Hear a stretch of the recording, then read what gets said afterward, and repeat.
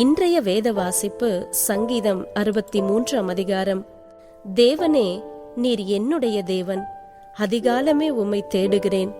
வறண்டதும் விடாய்த்ததுமான தண்ணீரற்றதுமான நிலத்திலே என் ஆத்துமா உம்மேல் தாகமாய் இருக்கிறது. என் மாம்சமானது உம்மை வாஞ்சிக்கிறது.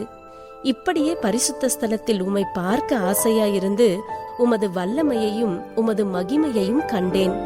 ஜீவனை பார்க்கிலும் உமது கிருபை நல்லது. என் உதடுகள் உம்மை துதிக்கும்.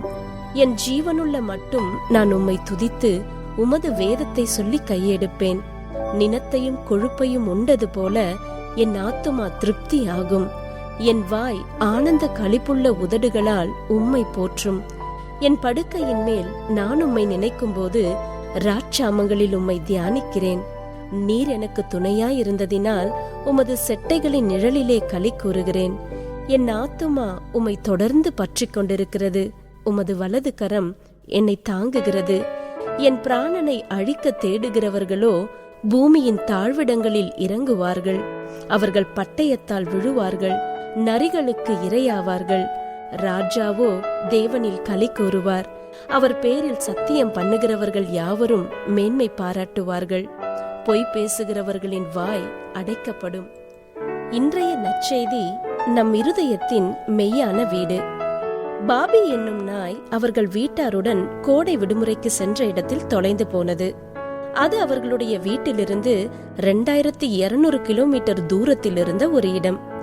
அவர்களுடைய செல்ல பிராணியை எல்லா இடங்களில் தேடி களைத்து போன குடும்பத்தினர் அது கிடைக்காத சோகத்தில் வீடு திரும்பினர்.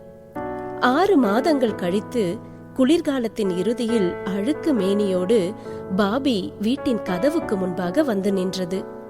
பயங்கரமான பள்ளத்தாக்குகள், ஆறுகள், பாலைவனம் மற்றும் பனிபடர்ந்த மலைகள் என்று எப்படியோ கடந்து அது நேசத்திற்குரிய குடும்பத்தினரை சந்திக்க வீடு திரும்பியது. அந்த ஊரில் நடந்த இந்த சம்பவமானது புத்தகங்களாகவும் திரைப்படங்களாகவும் பல்வேறு விதங்களில் பிரபலமானது. தேவன் அதை காட்டிலும் அதிகமான ஏக்கத்தை நம்முடைய இருதயங்களில் வைத்திருக்கிறார்.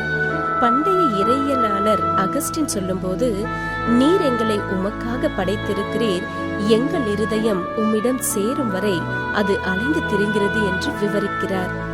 இதே ஏக்கத்தை தன் எதிரிக்கு பயந்து யூதயாவின் வனாந்தரத்தில் ஒளிந்து கொண்டு தாவீதும் வெளிப்படுத்துகிறார்.